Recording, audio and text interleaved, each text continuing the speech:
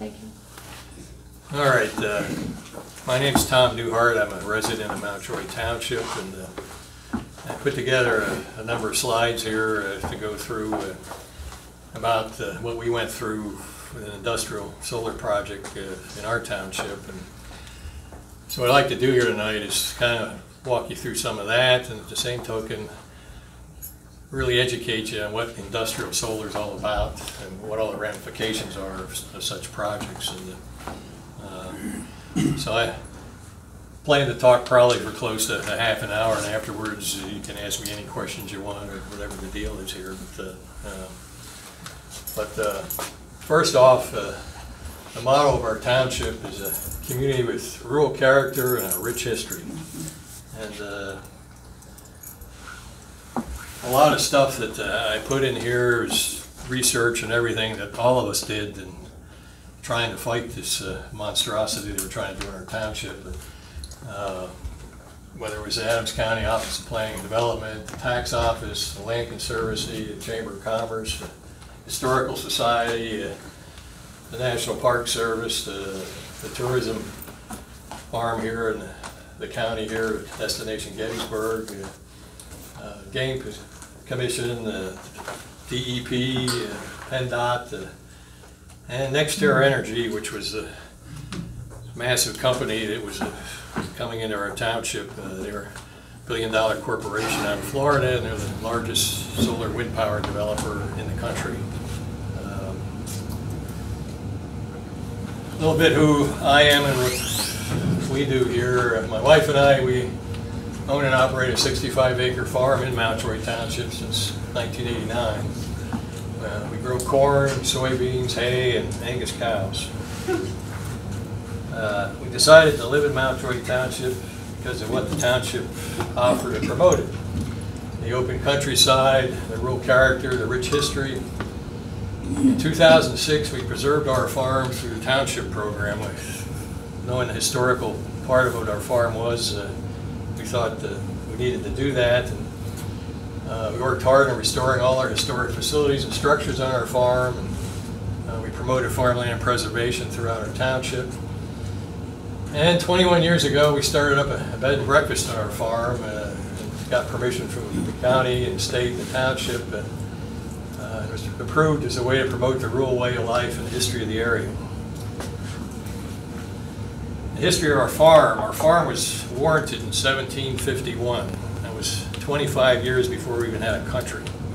And if you look around Adams County here, a lot of the farmland, etc., is pretty much the same deal. We have two historic structures on our farm. The house that we live in was built in 1805. And the stone house, or bed and breakfast, was built in 1831. And both structures were here during the Civil War and have a plaque on the house saying such.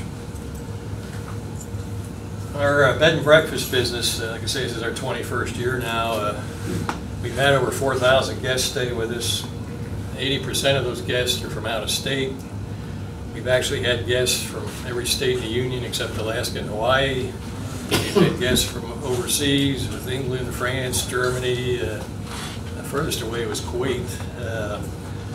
But they all come here because of the historic nature of the Battle of Gettysburg and how it saved our country. And they also come because of the beauty of the area and its rural character. And they like to learn about farm life. It's kind of funny when you get some city slickers to stay with us. And you got a little kid or something that goes nose to nose with a 1,200-pound black Angus cow and say, that's where your Big Macs come from.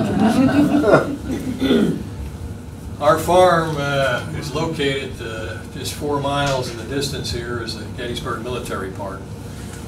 And our driveway dropping down our farm is about a quarter-mile long. And back in the day, it used to be a road into Gettysburg. And when the battle was starting, a lot of the Union troops marched right through our farm on their way up to confront General Lee. Our township was pretty critical in the Battle of Gettysburg. For 2 years before the Battle of Gettysburg, all the battles were fought in the South, down in Virginia. The South either won the battle or it was a draw, and the North kind of went back and licked their wounds and went back down again. But after 2 years of fighting, General Lee kind of figured out that this can't keep going on this way because the North had more men, they had industrial might and supplies and etc. So he figured the only way to win the war for the South was he had to take the battle to the North. And his battle plan, these red lines of the Confederate Army that came up the Shenandoah Valley, which is where Interstate 81 is today, but his objective was to take Harrisburg, Pennsylvania. It's a big rail installation, and a big supply depot, state capital, the whole deal. And he figured if he won a major battle there in Harrisburg, that the North would come to their senses and tell the South, they'd go away, be your own country or whatever. Well, on the way north, Lee's scouts informed him that General Meade, who had the whole Union Army protecting Washington, D.C., had about 90,000 troops, was following him. And Lee knew that the Baltimore Pike, which cuts right through our township into Gettysburg, was the superhighway of its day. It was a stagecoach route, toll road. Because of that, he knew Meade was only about 24 hours behind him.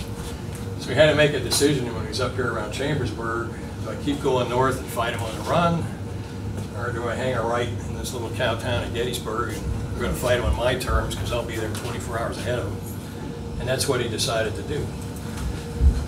So this was the Baltimore Pike, which cuts right through our township into Gettysburg. It was formulated there in 1769. And this is a map of our township. Again, the Baltimore Pike was the main route for the 90,000 Union troops. And right in the middle of our township, there's a little town of 2 taverns, because there was 2 taverns back there in the day, and it was a stagecoach stop and the whole deal. The Union headquarters set up there for the battle. And the north end of our township is actually part of the Gettysburg National Military Park. We have a tremendous amount of historical structures in our township. In 1863, when the battle happened, there was 218 historic structures. When the battle was over, 21 of them served as military hospitals. So all these black dots here were structures, homes, barns, whatever. Well, in 2020, there's still 213. I mean, we only lost 5 structures in 150 years. And the red dots I have on here is where I live, going out Plunker Road. Where there's a number of structures right there. Of course, we got 2 of them on our farm. The 2 main industries in Adams County is tourism and agriculture. And every year, on average, tourism brings in $750 million in revenue to the county. And out of that, it generates about $145 million a year in tax revenue. And employs a little over 5,000 people that are directly employed in the tourism industry. We have a lot of wildlife in our township, same thing in Adams County, and these are some pictures at our farm. We got herds of deer. One of the interesting parts, and I'll talk about this later, but the amount of fencing they wanted to do with this project they were proposing, about 20.6 miles of 8-foot high barbed wire fence. Our deer on farmland normally eats, or just, you want to call it, destroys about 5% of our crops on average. If you're blocking out half the township, the deer can't get there, they're going after the farms that are still there and do a job on them. We have the blue herons, bald eagles, white egrets on our farm. So now, 4.5 years ago, out of the clear blue sky, we have this $1 billion corporation, NextEra Energy, drops a plan in the township, take over 1,000 acres of our prime farmland and basically destroy it. Put up 20.6 miles of 8-foot high barbed wire fencing, which is fencing all of us in as residents. And bulldozing 10 acres of our woodlands that protect our watershed with Plum Creek and Alloway Creek. And all of this is 50 feet away from adjacent properties and our township roads. Needless to say, when this plan first came out, all of us in Mountjoy Township were literally in a state of shock. It's like, how can this happen? Okay, I mean, here we got a historic township, it's a rural residential, farming, and tourism is a big deal in our township too. If this thing was allowed to go through, it would just destroy our way of life. And the other fascinating thing is, if you notice, this was 18 different parcels of farmland. Yeah. They're not connected. Right. And it's spread out all over our township. Okay?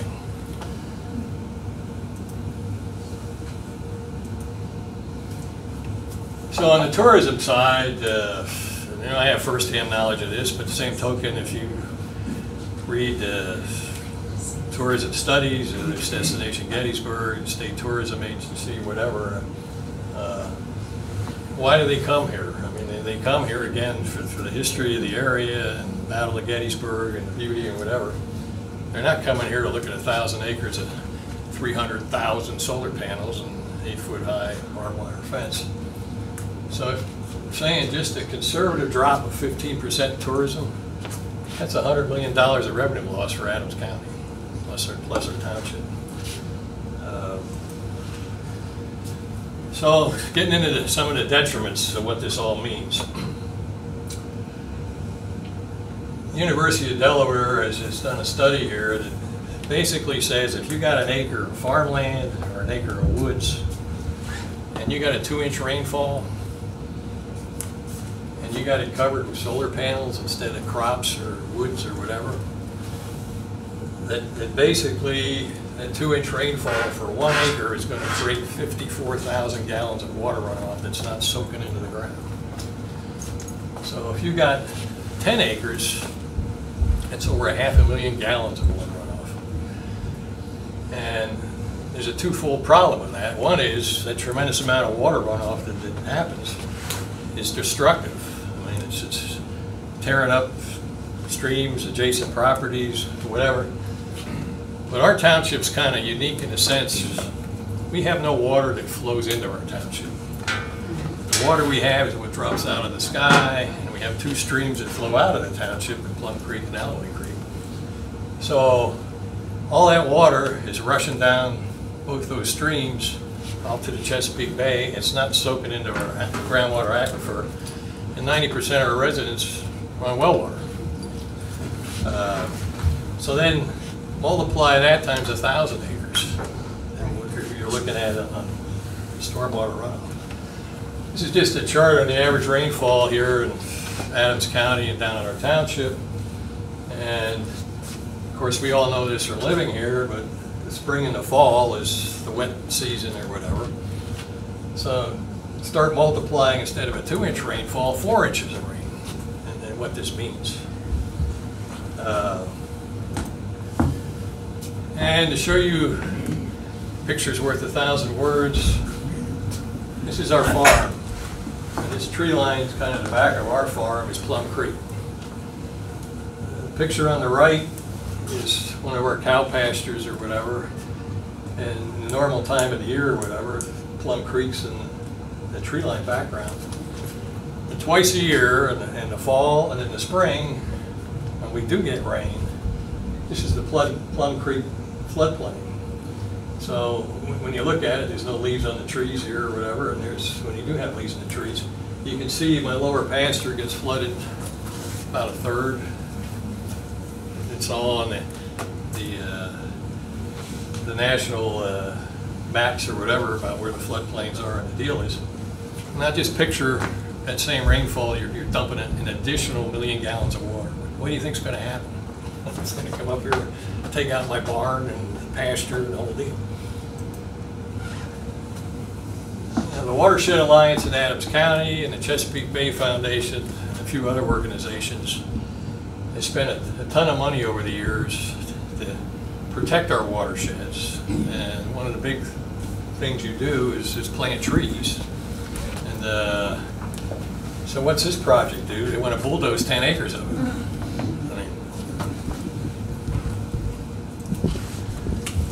Okay, I know most of you are old enough here in the room looking around that you know, growing up in Pennsylvania here, PennDOT every fall used to put up snow fences out in the farmers' fields. And in the spring, when the winter was over, they'd come and take them all out again so you could plant crops. Well, they always put those snow fences a good 250 feet away from the roads, so when the wind hits the snow fence, it slows it down and drops the snow, and the drifts don't go on the roads. We did a lot of research with a professional snow fence making company, and it's kind of a deal with the height of the fence. The higher the fence is, the further out the drift goes and the deeper the fence. And basically what it's saying is, if you're going to put a fence up, you got to be a minimum 250 feet away from what you're trying to protect. What the solar company was proposing, because even our first ordinance said 50 feet setbacks, roads, adjacent properties, whatever, and it's an 8-foot high fence. It's a snow fence on steroids. Okay, so to give you an idea, this is our road coming out by me, 2-lane Plunkett Road. This is a 1-foot snowfall. Okay, and this field over on this side here, 50 feet away, was going to be the 8-foot high barbed wire fence and tens of thousands of 12-foot high rotating solar panels. And the wind always comes from that direction, out of the west-northwest. We would have, instead of this, with this 1-foot snow storm, 6 to 8 foot drifts coming across our road. And we have some homes on the other side, which would bury their driveways or whatever. So it's an extreme health and safety issue. Somebody needs an ambulance, you can't get back there. You got a fire truck, you can't get back there. You lost commercial power, you can't get back there. So setbacks is a big deal in what it means here. Large-scale solar industrial power plants actually create heat islands. The sun hits the glass panels and reflects heat up into the atmosphere, and there's a tremendous heat-cold difference. It actually creates rain and sometimes hail. Okay. Now we talk about storm damage. These pictures were just last month down in Texas. Huge facility. I believe it was a 6,000 acre solar facility. 80% of those panels are destroyed. And when you break the glass covering, the protected covering, guess what's inside these solar panels? Cadmium, chromium, lead, silver, copper, and arsenic. Where do you think that's going? The rain's hitting it, whatever, it's going in the soil and down to the aquifer water supply. Then there's the fire deal. This was a fire here in July in upstate New York, just north of Syracuse. And all the residents were told to shelter in place because of the toxic smoke and stuff that was coming down. We talked with down at Emmitsburg, the National Firefighters Academy, about how do you fight solar fires. Could be caused by lightning, could be caused as an electrical short circuit or whatever the deal is. None of the fire departments in the whole area here or whatever have any training on it. And they're basically told stay away. Okay? And if you're going to do anything, maybe you got a water cannon on your fire truck that you can fire off in the distance or something, water or something, but basically just let it burn. Not only is these toxic chemicals going into the atmosphere, it's actually going down in the ground again, and what happens with that? Solar panel glare.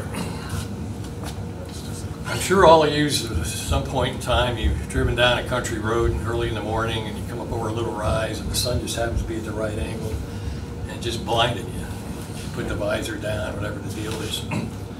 Well, imagine you're coming up over that little rise and you got 1,000 suns hitting you in the face because the sun's reflecting off the panels. You know, our township roads are pretty narrow. You know, if you got a school bus or a big grain truck or something and you're going to pass them, you're slowing down. Well, what happens to that school bus driver? He's blinded, okay? All these panels are 50 feet away from our township roads. So to give you an idea here, This was a diagram of their proposal right out here in Plunger Road. Plunger Road's going up through the center.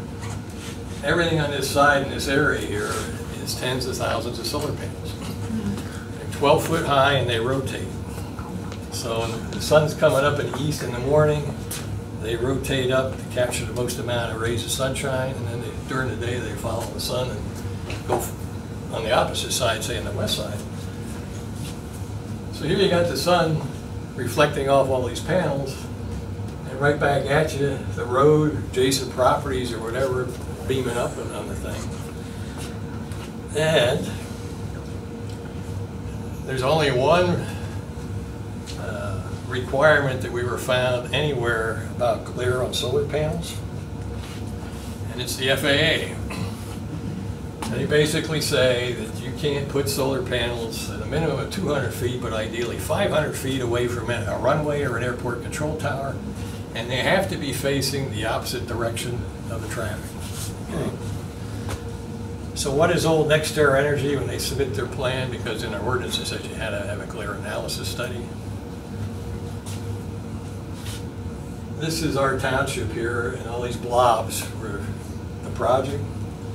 There's a little single airstrip 2 miles on this side, and there's a little single airstrip 2 miles on the southeast side. And they said, well, the FAA doesn't have any problem with this. That's our glare analysis study. Well, what about us poor slobs where we got 118 properties that butt up against this thing and 10 township roads? What about that? Where's the study on where the glare's at? Nothing. And this is a map of the project again, and I know it's tough to see back there, but all these yellow dots are the 118 property owners that butt right up against this thing 50 feet away. And 50 feet is nothing. It's like from that wall to maybe this wall, that's how far you're away from an 8 foot high barbed wire fence with the deal is. Property values. NextEra Energy, of course, comes into our meetings and they give us this half-assed consultant study where they looked at eight properties that sold somewhere in their systems and say, yeah, there's no property value decline, right? Well, when you dug into the detail of it, those properties were half a mile away or a mile away or whatever, and the one that was halfway close, in fact, it was in western Pennsylvania, they use as an example. The guy had a house across the street from a factory, and they put panels out in the parking lot. There was no change in what the view was or whatever. He's looking at a factory. Oh, he sold the house. There was no decline in property value. University of Texas did a study of 956 industrial solar power plants across the country. They did a lot of research, actual sales, and et cetera. There's another study that Rhode Island did, was really similar, and basically says a project of this size, if you're 100 feet away from one of these deals, the drop in property values is somewhere between 15 and 25%. If you're 500 feet away, you're basically in the neighborhood of 10 to 20% drop. If you're 1,000 feet away, the drop in percentage of what your house is worth, it's better. If you're half a mile away, you're still going to get some drop in it, but you're going to have something. You're going to be a mile or further away before it doesn't affect your property values. So the issue is, whether you're a township or a county, whatever, you need a basic revenue stream coming in to run the functions of that township or county. So I mean, you know, whether it's the roads, whatever it is to run that. In our case, you have 118 properties for sure. They're in this 25% more drop, let alone the ones that might be not right next to the fence, but in the neighborhood of 500 feet, 1,000 feet, whatever. So our properties gets reassessed with that 20-25% drop. Guess what? You're not getting that revenue into the township or the county. So what's the county got to do to maintain the services? They got to raise everybody's taxes, okay?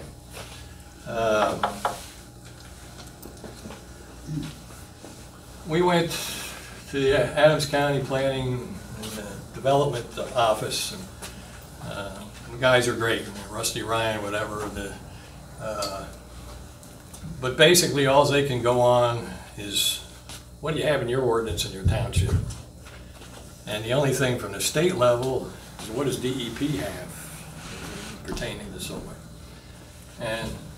But one of the nice things and what they responded back to us here as a township was that our comprehensive plan and et cetera was that the goal is to maintain the rural character of the township and in particular any negative impacts about such things. And of course what we're saying is 50-foot setbacks does not preserve the rural character and history of the township and or protect the economy of agriculture and tourism. And I want to give you what's solar all about, okay? 13 years ago, I put a solar installation on my farm. It takes up an area of 50 feet by 25 feet and 42 solar panels, and it makes about half the power of my farm. On an average year, it makes 10,000 kilowatts, okay? I pay Adams Electric 10 cents a kilowatt hour. So my savings per year is $1,000, all right? This project, put the structure up, buy the 42 panels, 2 inverters, because you got to convert solar panels, make DC power to AC, run a cable into my house, put up a special meter. It was a $60,000 project. So with a savings of $1,000 a year, it would take me 60 years to pay it off, and the panels only last 25 years. This is stupid, right? Well, in steps the government with government subsidies, okay? At the time, the federal government, right up front, would pay 30% of the total installation cost. The state of Pennsylvania had a program that would pay 20%, so it paid half my total cost. So I had a $30,000 to go out and get a second mortgage to pay for it. Well, at $1,000 savings a month, that's a 30-year payback, and the panels only last 25 years. So you go, this is stupid, okay? But wait, there's another subsidy program. It's called Solar Renewable Energy Credits. The government mandates that a power company like Metropolitan Edison or Pennsylvania Power and Light or AEP has to buy energy credits off anybody that generates solar power, okay? And what that means is for every 1,000 kilowatts I generate, it's worth 1 credit. They're not buying my power, they're buying a piece of paper, it's a credit. So in an average year, I make 10,000 kilowatts, that's 10 credits. I get $500 a year just because I'm a nice guy and I smile as a subsidy. So when you add that in, I'm bringing it down to basically an 18 to 20 year payback. So it's like, okay, I got 5 years of free power. The one thing they never told me, when you get into this, what happens at the end of the 25 years when the panels are shot? Being young and dumb or whatever you want to call it, it's like, well, I just call my local trash hauler there, Mr. Stonecipher and Son, and said, hey, Stoney, I got 42 panels here, can you pick them up? No. All that hazardous material in the panels, you cannot send them to a dump. You have to send them to a specialized place that recycles the panels and takes all the hazardous material out. The cost for that, there's only like 4 outfits in the country that does it. One of the biggest is out in Arizona, and I think they got a plant up in upstate New York. They want $60 a panel to do the job, but that's at the door of their factory. You have to disassemble them and ship them and send them out or whatever. So if you add all that in, it don't pay, okay? So the killer is all these subsidies, you, I, whatever, are paying for this, okay, through our tax dollars. The solar renewable energy credits, I'll show you a slide here in a second. The utilities paying for that, and guess what they do? They jack up your electric rates. Right. Okay. Another subsidy, because it would have been a no-go for me, I never would have done it. There is no property or school tax tax on a solar installation. Okay? So if you and I put an addition on our house, we put up a barn, a garage, an outhouse, whatever, they come out and reassess your property and jack your taxes up on the value of the thing you put out there, okay? I put a $60,000 investment on it, nothing, okay? I'll show you this in a minute or two, but NextEra Energy for this project was a $90 million project. No tax, okay? So it's another subsidy, which we're all paying for. Solar is totally unreliable, okay? I have to keep track every month what my production is in order to get my solar renewable energy credits. So here's a chart of the last 13 years of my solar production by month.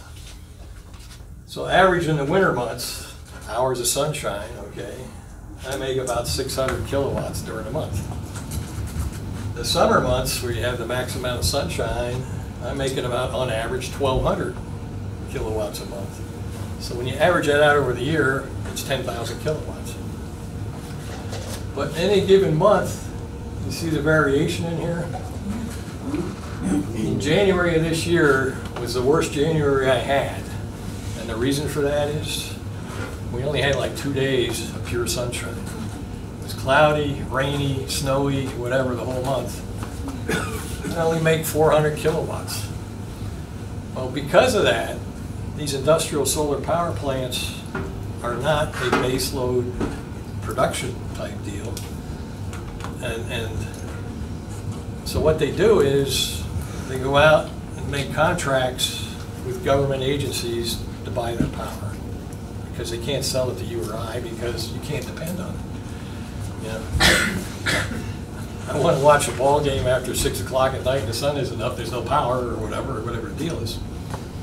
So the one in Strabane Township that just got up and running, they got a 10-year contract with the city of Philadelphia to power up about 25% of the city buildings in Philadelphia. The structure out in Franklin County that went up a few years ago, Penn State University buys all that power. Big push in Harrisburg here with the current administration. They want to get the solar power to power up half the state buildings in Harrisburg. Another government buying of the power. It's another subsidy, okay? So what's these big solar developers, what are they all about? First thing they look for, they need cheap, available, open farmland. Farmland here in our county and pretty much in central Pennsylvania, and the lease rate per year, per acre, is somewhere between $800 and $1,200 a year. So say it's, round numbers, it's $1,000 a year. If they were going to get similar land outside of Pittsburgh or Philadelphia, they'd be paying $3,000 to $4,000 a year. Okay. The other thing they need is a substation so they can get their power out in the grid. They want an existing substation. So in our case, right here in 97, in the middle of this mess, was the Med-Ed substation, power station. They will not put the money out for a new substation because the average cost for a new substation is $40 million. Okay. And the other thing they look for is the municipality that they're looking at, do they have either a weak ordinance or a non-existing solar ordinance? And if that's the case, all bets are off. They just come in and bulldoze you. Okay? The key to any of this stuff is you got to have a good, solid ordinance. And of course, like I say, most of central Pennsylvania meets this criteria, and that's why they're all coming here. You know, the other thing we have here, besides the substation, I mean, most of central Pennsylvania has a pretty good network of high-power tension lines running across that you can access this wheel power to Baltimore, Pittsburgh, Philadelphia, or whatever. And that's all offered here.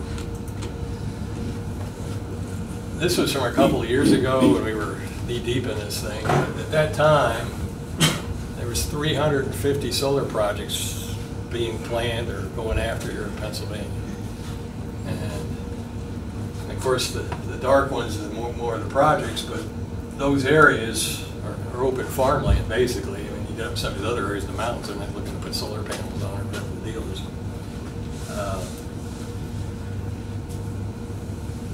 NextEra Energy was a project they were trying to push on us in our township for the 1,000 acres and 300,000 solar panels and transformers and inverters and 20.6 miles of 8-foot high barbed wire fencing, trenching in miles of cables, building a network of gravel roads all over the farmland to access the panels. Was a $90 million project. Right up front, they get $30 million from the federal government. Then you looked at the solar renewable energy credits, 300,000 panels. It would equate to about $3.6 million a year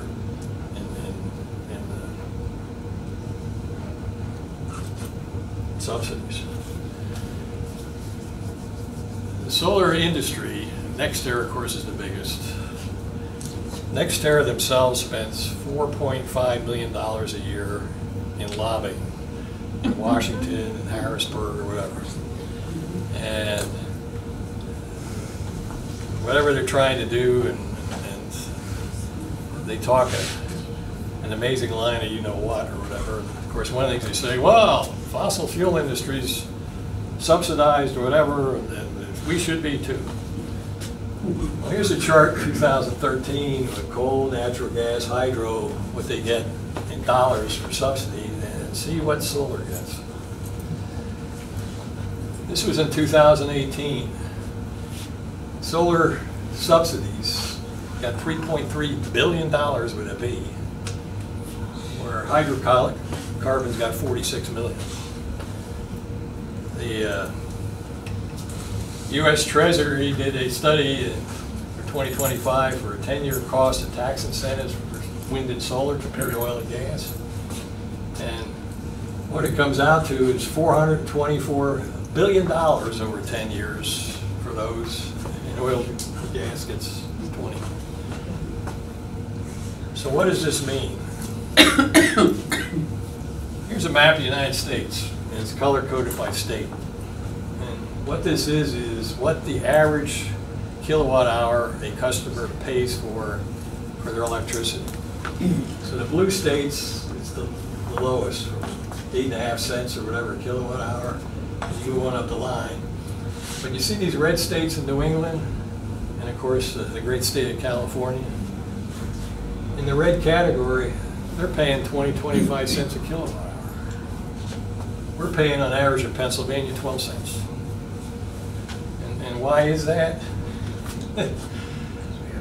They can't produce baseload power with all the panels and whatever they put in and windmills or et cetera. They have to buy their power from us in Pennsylvania or whatever the deal is, and that jacks up the price. But on top of it, this whole solar renewable energy credit thing, when they're generating power, they got to jack the price up to pay for that. And of course, California's off the deep end.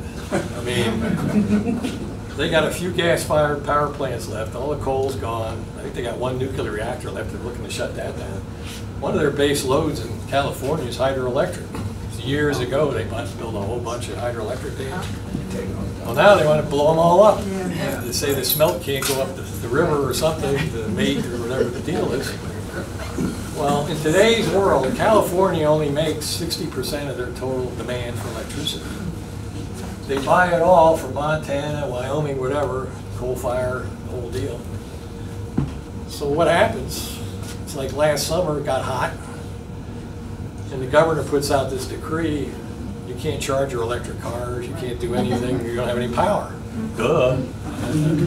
I mean, some of these people are in charge, you got to scratch your heads. So meanwhile, good old NextEra Energy. I've dealt with a lot of companies in my career, in my prior life or whatever, and I've never seen a company like this that will lie, cheat, steal, to do whatever they have to do to get a plan approved because of the subsidies, okay? Got millions of dollars involved here, whatever the deal is. So the whole time, this whole fight or whatever, in the Gettysburg Times, and you've probably seen some of these ads, they put in half-page ads or something, and it basically says, solar energy makes dollars and cents for Mountjoy Township. Okay? And it has the potential to bring tremendous benefits to Adams County and Mountjoy Township. What benefits? Low impact. Stormwater runoff, property values going to hell, losing our jobs because the tourism industry goes away, losing our agriculture base. And the only thing that they maybe told the truth on is it's a high value project. Yeah, it was $90 million. But then they say it creates good jobs. There are no jobs. Any of you have a D9 bulldozer or a pile driver in your driveway or something, you want to come out and help build the thing? They're all outside contractors that come in. They build the thing in 5 months and they're out of here. There's nobody here, okay? And as far as additional revenue into the community, I told you before, the value of the project is not taxed. The only difference in tax rate is where you got farmland that was in clean and green, it's not clean and green anymore. So what's that mean? The difference in the tax is, I think it's $273 an acre per year. It's nothing, okay? But yet they play it up like, oh, this is a great benefit. This is right out of NextEra Energy's annual report. They won't publicly say this to any of us, but they got to be honest with their shareholders that own the company. Basically says NextEra Energy depends heavily on government policies to support utility scale renewable energy projects. And any reductions, modifications, or eliminates of these government incentives and policies, basically they'll have to abandon the development of 22 projects they got across the country. Will have a direct impact, basically saying they're probably going to go under and go bankrupt. This whole deal is, without government subsidies, none of it works. Okay?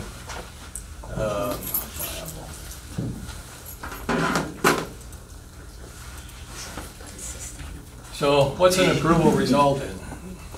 A loss of 1,000 acres of historic open farmland in the rural character of our township, and the farming of that land will never ever happen again in the future. It takes expertise to farm. If the farmers are gone, they sold off their equipment, the support facilities, the agways, the southern states or whatever that support that, they're gone. I'm a retired railroader, okay, but you know the line that runs through Gettysburg here is the old Western Maryland, which is now CSX. The primary product on that line is agricultural. If they don't have any agriculture shipments, that line will be abandoned and it's gone, okay? The trucking's gone, whatever. And the other issue is, when you take, in our case, 1,000 acres, and you pile drive tens of thousands of steel beams in the ground, entrenched in miles of cable, and while you're doing it, you're actually bulldozing all the topsoil away. If and when they would remove this stuff, there's nothing there to farm. The Department of Agriculture says if you got fallow land for a long period of time, it would take you a minimum of 10 years before you get the nutrients back in the soil again. So, I mean, in effect, it's never going to be farmed again. It's gone. Of course, in our area here in Adams County or whatever, tourism. I mean, this would be a killer. I mean, what they're doing here. I kind of half joked or something. I mean, I love history or whatever. Of course, in the Civil War, you had the Confederate prison camp down in Andersonville, Georgia. That's what you're turning our township in. It looks like an Andersonville. Maybe we can market that. I don't know. This one here kind of blows my mind. I think we all learned when we were kids in school that any green plant survives on CO2. And it takes the carbon dioxide and takes the carbon out of it, puts it in the soil and rejuvenates the soil and releases oxygen. Well, what are we doing with a project like this? We're not only wiping out all the green, the crops or whatever, but we're tearing down the woods too. So, and they're saying this is a green thing we're doing? I mean, interesting deal here.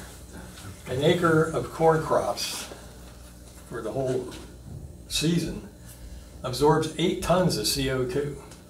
1,000 acres would absorb 8,000 tons of CO2. So what are we doing? We're blowing it all up.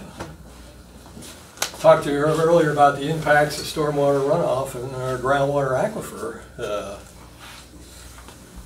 The damage and everything that we do and the runoff. One interesting thing, and again, this is amazing to me, we all went and researched or whatever and talked with DEP and said, what are your rules or regulations on industrial solar power plants? Well, you can't put panels in a floodplain. Makes sense. And I'm sure the solar company makes sense for them too, and they don't want to lose the panels. And they have to be 50 feet away from existing wetlands. So we're going, oh, okay, well, our rolling topography around here, whatever, in a regular farmer's field, you got some indentations where when you get some rain, it kind of runs through there. You get enough water through there that you can't grow crops. They don't consider that a wetland. It has to be a wet 365 days a year. Mm-hmm. So, and you have to be, the panels have to be 50 feet away from the wetland. So it's like, well, let me get this right. You build the panels 50 feet away from the wetlands, 50 feet away from the floodplain, Plum Creek, Alloway Creek, and now you get that 2-inch rainfall, and you're dumping over 1 million gallons of water, and now all of a sudden you got a new floodplain and you got new wetlands. DEP and their current regulations don't look at it that way. But yet, if you or I want to build a barn or a garage or something, you got to have a stormwater management plan to prove whatever you're putting up can't make it worse. It can be the same or it can be better, you know, on the wet deal. Not these guys. I mean, if you put up a warehouse up on Interstate 81, one of these massive 1 million square foot thing, they put retention ponds in and everything else to capture all that water. Not these guys. Okay? And when you do all this research, you know, big facility down in southwest Virginia, does everything we're talking about here. Big rainstorm, turns a tiny little creek into a raging river and then tearing out the land and everything else. North of Georgia there in Atlanta, I guess in Canton, Georgia, same deal. And of course, the local residents, farmers, whatever, kind of go to the solar company and say, oh, we didn't know this, you know. It's like, it ain't rocket science. I mean, it's yet they won't stand up for it themselves. And when you point this stuff out, oh no, we don't know anything about that. It's okay, you know. Impact in wildlife. And I talked to you about the herds of deer we have in our township. I think the count we got from the state on an average year is like 2,500 deer running around, whatever. And now you just sealed off that 20.6 miles in barbed wire fence, and then you go, where's that wildlife going? Adjacent farmland, what's left, or whatever the deal is, and destroy it. But the bird population, I showed you the birds, pictures of what I got on our farm. This is an amazing thing to me. I can wash my truck, and within 2 hours, maybe 3, I got bird shit droppings on it. Those 42 panels I've had up for 13 years, not one bird shit on it. And the reason is, birds flying overhead, they got the glare, they got heat buildup, whatever the deal is, they avoid it like the plague. We all know, living here, whatever, you know, we got flocks of Canadian geese. You know, in the spring they're coming north. I mean, a lot of them settle right in our farm. We got a pond or whatever the deal is. Some of them have their offspring, whatever, and then they take off and head out towards Canada. And in the fall they come back and make a pit stop and head south. What do you think they're going to do with 300,000 solar panels are flying overhead? Like, the hell with this place. It's just, like I say, the impact's unbelievable. Of the loss of property values is a huge deal. And you know, we all work our whole lives and raise our families and put everything we have into our house or whatever the deal is, and get wiped out. I mean, it's like, And this isn't rocket science either. Somebody wants to move into an area, what do they look for? Okay, I want a house with 3 bedrooms and a 2-car garage, good school district, whatever. And you show them 5 properties. One of them's 50 feet away from an 8-foot high barbed wire fence. Which property are you going to buy? Well, the poor slob who's trying to sell his house, he's got to drop his price if he's going to get it. I mean, it's just what it is. And of course, this is a huge one, this environmental impact. We got storm damage around here, whether it's winds, hail, occasionally small tornadoes or whatever. What the hell happens? You start breaking these panels apart. Which leads us into decommissioning costs. We had in our old ordinance, in fact, it says somebody wants to do this, you got to put a decommissioning bond up. It didn't say how much it was. So the solar company comes in to check off the box or meet our ordinances or whatever. They wanted to put a $30,000 bond up to clean up a $90 million project. Okay? And we had to hire, some experts to come up with what is a true decommissioning cost. And so when you stop and think about this, I mean, you got to come in, disassemble all the panels, again, ship them to one of these outfits, and recycle them, get rid of them. Take out the thousands of steel beams, take up the cabling that's in there. And in theory, clean up all the road structure they put in with gravel roads, the chain link fences and the whole damn deal. A conservative number was $100,000 a megawatt. Megawatts somewhere between 8 and 10 acres of solar panels. This was going to be a 75 megawatt project. So we're saying it's $100,000 a megawatt. You got to put up a bond for $7.5 million. Okay, they don't want to do that. This was about a year ago, maybe a year and a half. State Senator Maul, I guess his name is. He's from the Williamsport area. He'd been around a long time, and he saw some of the damage that the oil industry and even the gas industry did in Pennsylvania, where put these wells in or whatever, company declares bankruptcy and walks away with it. And who's stuck cleaning up the mess? Of course, the state, whatever the deal was. Well, years ago, they passed a law that says if you're going to drill a well in Pennsylvania, you got to put up a bond. It's a state bond. Okay? Well, up in the Williamsport area, some of these projects are knocking on the door and want to do business. And he was trying to get past a statewide bond, and any solar installation has to put up a state bond, okay? Senator Mastriano worked with us in our township, and then he asked me, he says, could you testify with the committee to say what went on in Mount Joy? These idiots only want to put up a $30,000 bond. I said, yeah. Well, they had the head lobbyist for the solar industry for the whole Mid-Atlantic area doing testifying at these hearings. And the first words out of their mouth was, we don't see the need for such a bill or a law. We work really well with townships. Well, at that time, 90% of the townships in that state didn't even have a solar ordinance or a decommissioning bond request. So then they said, well, because they're getting questions this, that, and they come back and says, well, if you propose something like this, we want grandfathered any of the projects that we got ongoing right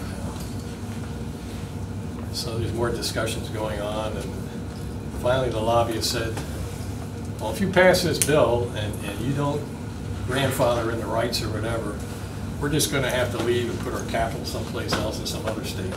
So what does that tell you? They're not here to protect us or whatever the deal is. I mean, it's just,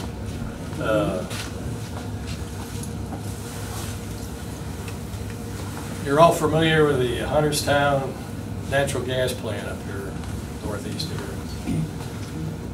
That plant produces 10 times the megawatts of the facility we were was proposed in our township. And it makes power 24 hours a day, 7 days a week, 365 days a year. And it only does it on 1/10 the acreage of what this proposed project is going to do. And oh, by the way, they built it with private funds, no government stuff.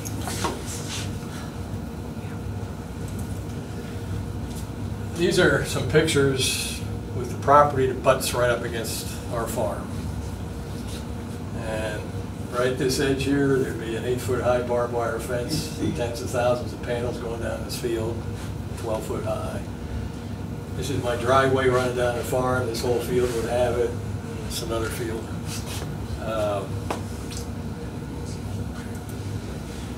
So, would this be the future of Monterey Township in Adams County?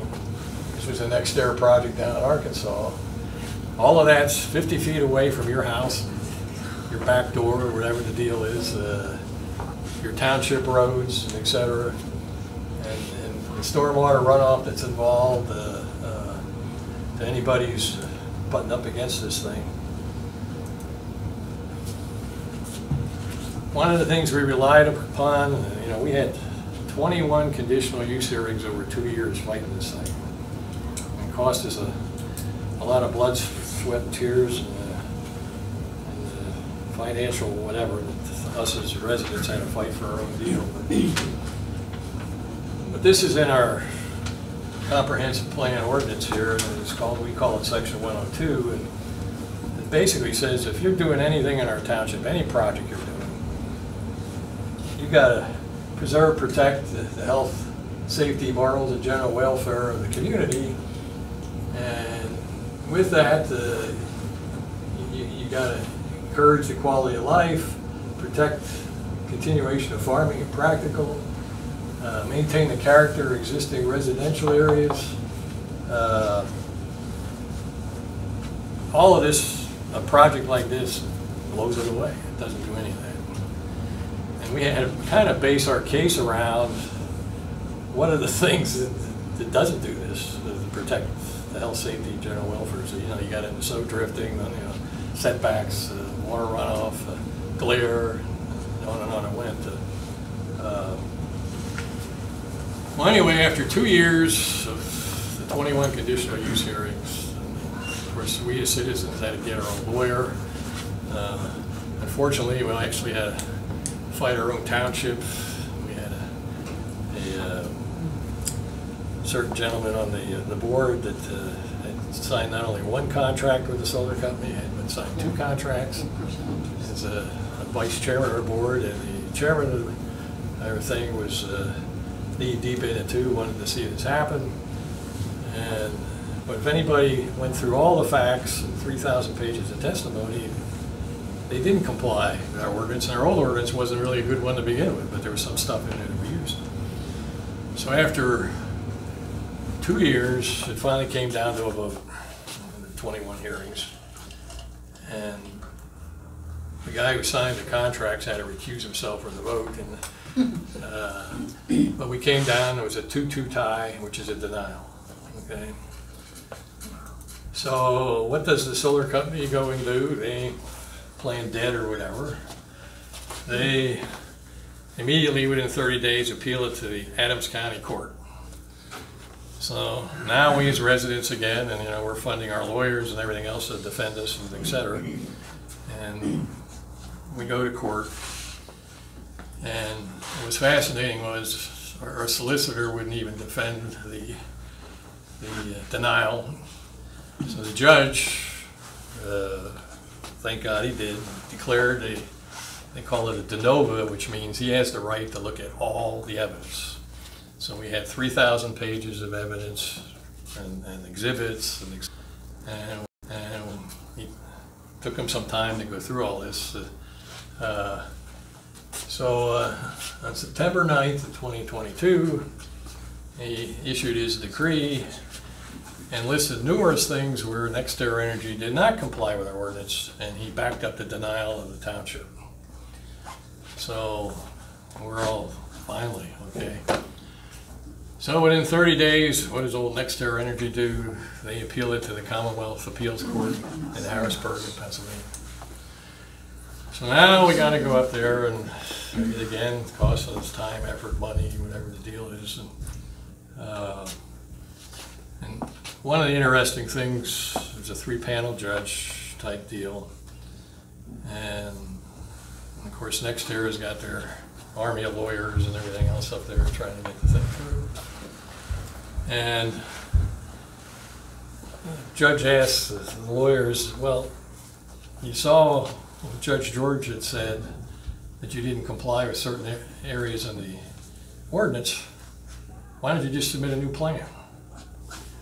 Well, between our original denial of the project, we as residents had pushed hard, and we worked 5 months to really give us an ordinance that protects us as citizens. Not saying you can't build something, but there are certain things here you have to do. And well, NextEra knew we were working on it, okay?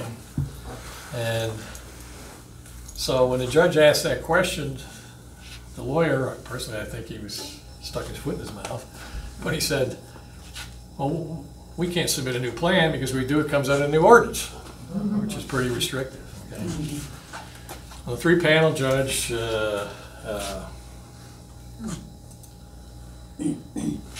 unanimously upheld the ruling of our project.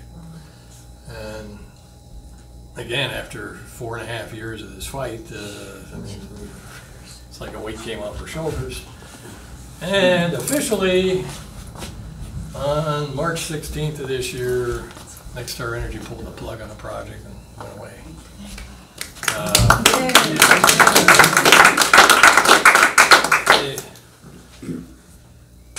The interesting part, and I can't say this enough for any municipality in our county, county level, whatever, you gotta have a good solid ordinance. Because if you don't, you're just gonna run right over you. You do what the ordinance says. You can't imagine some of the residents in our township.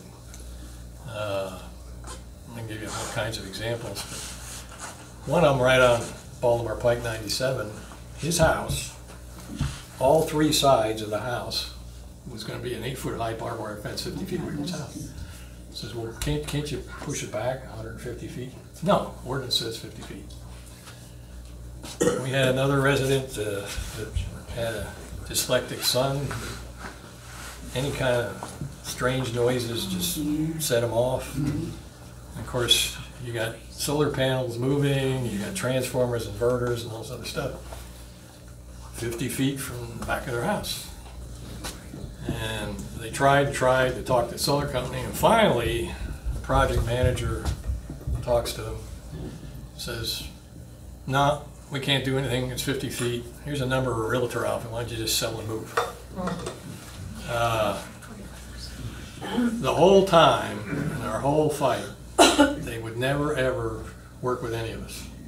I mean, their whole idea is jam as many panels as they can, get the biggest subsidies, government subsidies. And here's another thing you gotta know. The average across this country of these installations, first of all, the parent company in our case, NextEra Energy, they set up a shell company and they call it a limited liability corporation. Oh yeah, of course. LLC. So in our township, it was called Brookview 1 LLC. Now, why do they do that? Because if anything goes cow shit with the project, they just walk away and the shell company declares bankruptcy. Okay? So it is amazing to watch this whole thing and how it goes down. And you know, we all feel so strongly. I mean, what we went through to do this, but how do you get the word out to everybody else, particularly in our county or whatever here, to say it's here? And there's a new thing going on right now. Because of our, it's a solar company called. Because of what's going on with the current administration in Washington and the Green New Deal, whatever, They're not just pushing millions or billions, now they're almost into the $1 trillion stuff of how they're throwing money around for these projects. We in our township, in the last 2 months, I personally have gotten 3 inquiries, and I know there's probably some that have gotten 4 or 5 inquiries. And this new deal is, to give you an example, you know, I got a letter like some of the other landowners in the township, and it was from Berkshire Hathaway out of Lancaster, Pennsylvania. It says, we're interested in leasing your land or whatever for solar. So he said, are you shitting me or what? So called the number, got an answering machine. I says, I'm Tom Newhart. I got your letter. I'd like to know more about it. Next day I get a call from a solar company in Oregon. Nice guy. Says, well, what we do is we do small projects. Maximum size project we want to do is up to 30 acres. And the reason for that is with the power that's produced off of 30 acres, you don't need a substation. And then he goes, you know, substations are real expensive. Yeah. All they need is a 3-phase power line to tap into. And whatever power they produce, the local power company has to buy it off them for whatever they sell to their customers. So if it's Med-Ed or something, they got to take the power. So the 3-phase lines are along all the major roads. Okay, they just tap into it. Our ordinance, we worked hard on, did a number of things. One of them we said, if you're going to do something in our township, you got to have the 250-foot setbacks. We said you got to have a minimum of 100 acres to build a project, and it has to be connected together. You can't put 20 acres here or 40 acres there or whatever. And the third thing we got in there is you cannot put it on Class 1 and 2 farmland in our township. Protect our farmland, okay? So I'm talking to this guy, and I says, I don't know all the details of our ordinance, but I said, you probably ought to check it out, because if you want to do 30 acres, I says, you got a 100-acre minimum. And oh, by the way, you can't put it on Class 1 and 2 farmland. So he says, okay, I'll get back to you. Three hours later, he sends me an email with a copy of our ordinance. He says, I'm so sorry I took up all your time and effort. No, we can't do anything in your township. What's going on right now, you all know about the big project that was approved years ago in the Strabane Township. There's 2 smaller projects right now that are pushing what I'm just talking about. And if you don't have a good ordinance and you ain't protected, you can't stop it. So I mean, I can't stress that enough. So kind of ending this thing here, and I kind of always put this together here as from a personal perspective, saying if additional herds of deer weren't going to destroy my crops, my bed and breakfast business wouldn't be negatively impacted. My property values weren't going to drop 20% or more. If my property taxes weren't going up as a result of the lower property values and lower tourism revenues. I wouldn't have to worry about all my friends and neighbors losing their jobs who depend on tourism. If I didn't have to worry about my groundwater supply. If the amount of CO2 in the atmosphere I breathe wouldn't be going up. If every morning when I wake up I didn't have to look at thousands of solar panels with 8-foot-high barbed wire fencing instead of bald eagles soaring around.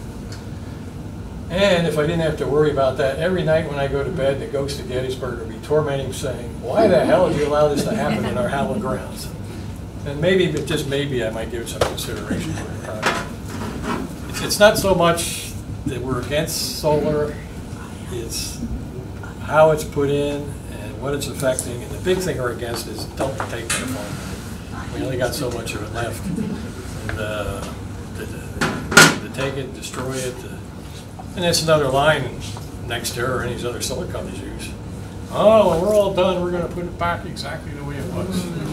Bullshit. So anyhow, that's what I got to say. You guys can ask any questions you want, or go ahead. I just have a comment, and all of this wonderful presentation that you've done during the last hour.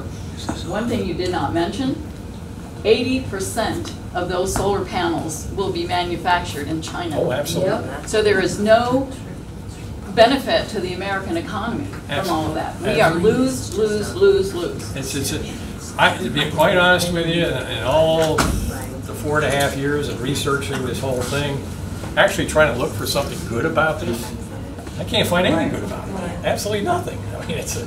Well-connected people are getting rich. They think it's pretty good. Well, that's true. It's all about the money.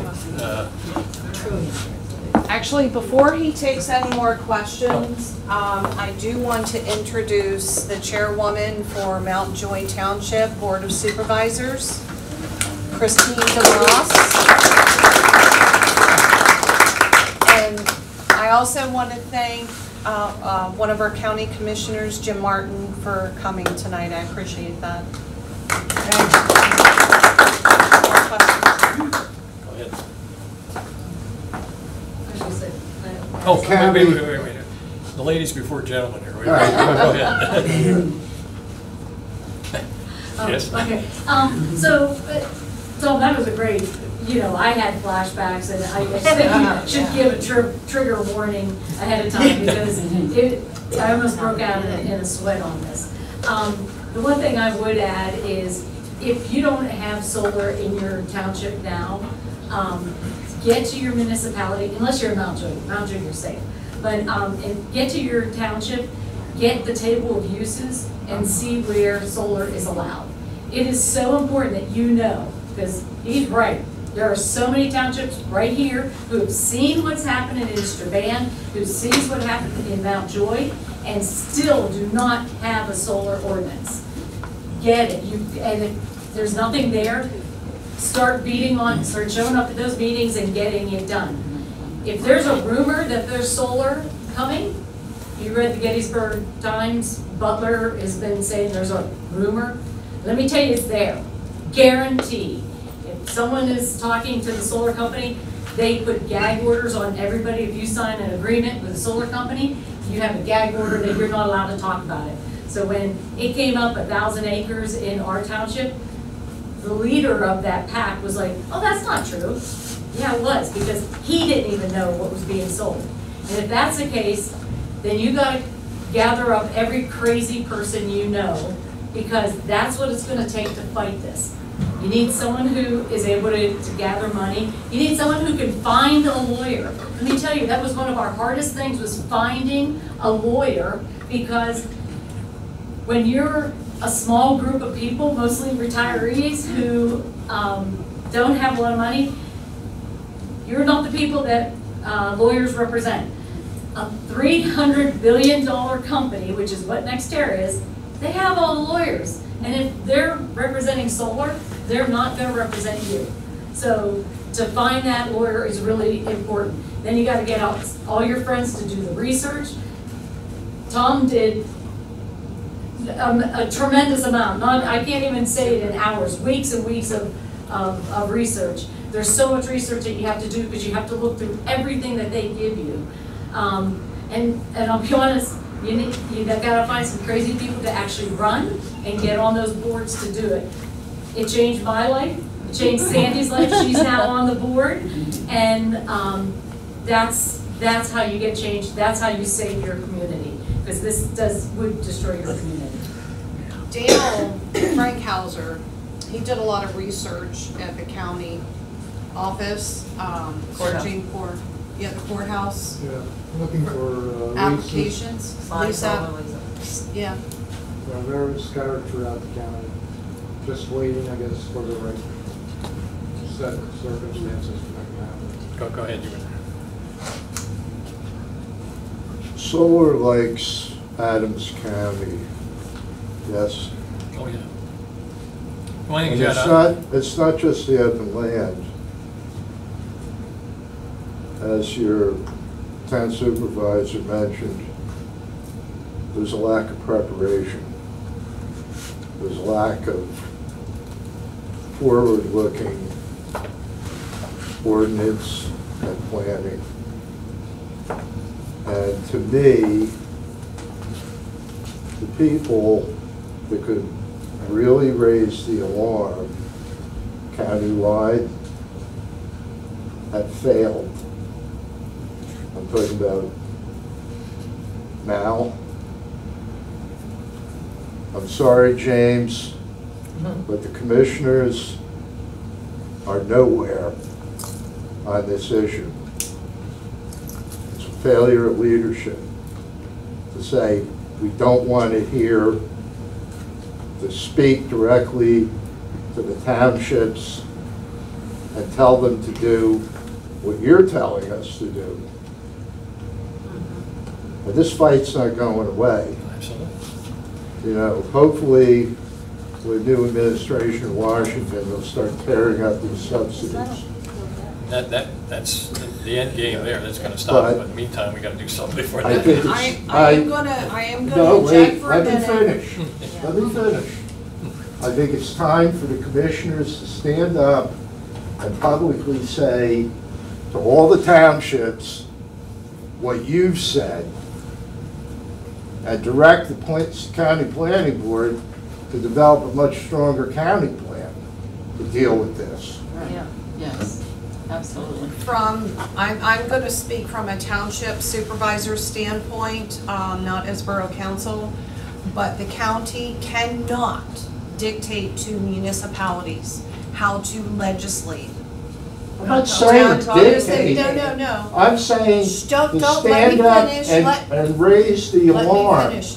It is up to the municipalities and the taxpayers to raise the alarms, to get their municipality and open up the line of communication with their neighbors to stop this from happening. But Charlotte, if something goes wrong in a township, like in Strabane, where the solicitor there allowed the solar company to write the decommissioning plan, That's Harrisburg. it goes wrong, Adams County as a Yeah. whole is gonna be impacted, all the taxpayers. That would be up So to we really need a Harrisburg. task force of concerned citizens in Yes. Adams County to get up to speed, learn what Tom did, work with them on ordinances to make sure we're protected. That's why we're having this, as you know. I'm asking pointing for a out- task force. Yeah. Because I I'm just can't pointing leave out- it to people in the county, because it's not happening. One of the things that, in defense of any township, county, even on the state level, this solar industry is so new. It's only come to light here, probably in the last 6 or 7 years on a scale like this, that nobody knows what it's all about. And- Money. Well, yeah, we know that now. But our township, and I can't say enough about how we came together, our initial group, we literally went out and knocked on every door in the township Wow. and said, hey, do you hear about this solar plan that they're coming here with? Oh, no, what's that? Isn't solar good? Then to sit down and here's the plan, just a picture of the whole, oh, you gotta be kidding me. We had 956 residents sign a petition that basically says we're opposed to this particular plan and we want to see our ordinance updated. And that alone starts bringing pressure on our existing board, and some of our existing board was pushing this anyway. Guess what? We had 2 elections and we blew out the old board, okay?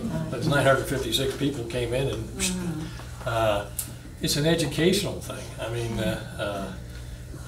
and I don't know, whether it's a county commissioner or a supervisor or anybody else, out of sight, out of mind, we don't know. But when And you here- got, oh, when you okay, got what- a lawyer to fight Well, we Dexterra, know. how much money did that cost? Well, It ain't cheap. the problem is not only our lawyer, which was a lot of money, we had to go out and hire a ton of expert witnesses, Right. okay? And going through all that 2 years or whatever, well, then all of a sudden, now we gotta go to Adams County Court and fight it again. Then we gotta go to Harrisburg and fight it again. When you finally got the ordinance that you wanted, does that ordinance require that a developer of any project over a set amount of dollars, considerable project, $1 million, $2 million or more, they have to pay for the expert attorney, your expert engineer, your expert land use person? The issue with that is, and I'm glad you brought that up too, from a township level, when we went through the fight, we got a pretty good township engineer who's good on building structures, whatever, knows nothing about solar. So what does he do? Next Terra Energy comes in with their quote engineers, whatever, and puts us in the plan. It's like, well, I guess we got to accept that. Well, that's but not good. no, it's not good. And but it gets back into this educational thing. And so now it was on us to go out and hire professional engineers and we're in this stuff to come in and testify and say, no. And but it's such an educational deal that how do you get people informed on this? And I wish on the state level, I can't say that about, say, Doug Mastriano. We went into him early on, and he's on the Senate Agriculture Committee. He's got a proposed bill, I don't know if it's hung up or whatever, but basically saying across the state of Pennsylvania that you can't put these installations on Class 1 and 2 farmland to protect our farmland. Well, it's just kicking it in somebody else's yard, though. What's that? That bill just kicks it into somebody else's yard. It's not protecting all of what the goal is. I just don't believe. It is a start, but Steve he's had a question for some So Tom, time. could you talk a little bit about the hook that got people, because we don't have the education, and how the solar company came in and told you how much money you would make on leases? Yeah. And then tell them about when it goes from clean and green to industrial and what impacts their taxes, please. Okay, you're a farmer, okay? And Could you speak up a little? Oh, okay. You're a farmer in our area, and most of us farmers are getting up in age, we're busting our ass, and now we're up in our 60s or whatever, and it's like, wow, this 24-hour day, 7-day a week, and I love the land. And so a guy knocks on your door and says, well, I got a deal for you. We got this lease thing here. We're willing to pay you $1,000 an acre. It's still your land, okay? And we're going to put some panels in or whatever the deal is. And in the lease, they basically make you sign a gag order. You cannot talk to anybody about it whatsoever. Your neighbor, township, whatever the deal is. And then they make it look like you're the only one, okay? So now you sit there and look at it and you say, well, geez, I got 100 acres, I'm getting $1,000 an acre per year, that's $100,000. But what they don't tell you is, amongst a lot of things, okay, there was a really good Penn State webinar series on industrial solar. Penn State's pushing this stuff, but it was the legal department that did the first webinar series, an hour long, to try and educate a farmer what the liabilities are if they sign this contract, okay? And it was really good in the fact, the first thing they said was, you need to find yourself a good land use attorney before you sign anything. And if you can't afford a good land use attorney, you can't afford to sign this freaking contract. And basically, a lot of it came down to liabilities. And they used an example. Grandma and Grandpa are driving down the road next to your land and the facility. Big storm comes up, blows a panel off in front of them, and they crash and burn. Who's liable for that? It came off of your land. Okay. The whole thing goes cow shit. Could be 10 years from now, 15 years from now, 20 years from now. LLC corporation declares bankruptcy and leaves. Who's stuck cleaning up the mess? It's your land. You go bankrupt, and it's dumped on the township or the county, and they push it up to the state level. It becomes a Superfund site or whatever the deal is. And of course, they try to sell you on, as a landowner, oh, it's still your land, and in 25 years, we'll put it back the way it was. So if your offspring or something wanted to farm, or whatever the deal is, it'll never be put back the way it was, okay? There are examples up in Strabane. I mean, I get calls from all over the freaking place, and it's like I want to go on the witness protection program or something. There was a farmer who signed the lease. He was 70 years old or whatever. And before he signed it, the guy that came out, he points out, he says, I got some woods over here. I don't want you to touch the woods. Oh, no problem. Well, signs a contract. Next thing, the bulldozers come in and bulldozing his woods. He comes running out like, what are you doing? It's not in the contract. So I mean, now the deal is your farmland is in clean and green, which basically means you're paying half the tax rate if it wasn't a clean and green. That's the only additional tax, because the solar company is a tax on the value of the asset, $90 million asset, and they ain't gonna pay any taxes on it. But the land is now not clean and green. Well, that additional tax, which comes out to $278 an acre or something, you're stuck with that, because the solar company in your lease says you keep paying the taxes you were paying, not the solar company, okay? So now you're paying an additional tax rate. So in our case, in our township, we had a number of landowners that signed up. One of them does not live here, lives in upstate New York, owns the land. He's looking for a check to come in, his income, okay? Two other ones, one was gonna leave North Carolina, still getting a check. Another guy, his family was from out in Oklahoma or something, was gonna leave. There's no caring for your neighbors or whatever in that case. It's take the money and run, okay? But yet, they don't know what the liabilities are down the road. It looks great when a guy walks in the door. Hey, I'm gonna write you a check every year for $100,000. This is gonna stop in like 3 minutes. No, do you have closing remarks before this thing?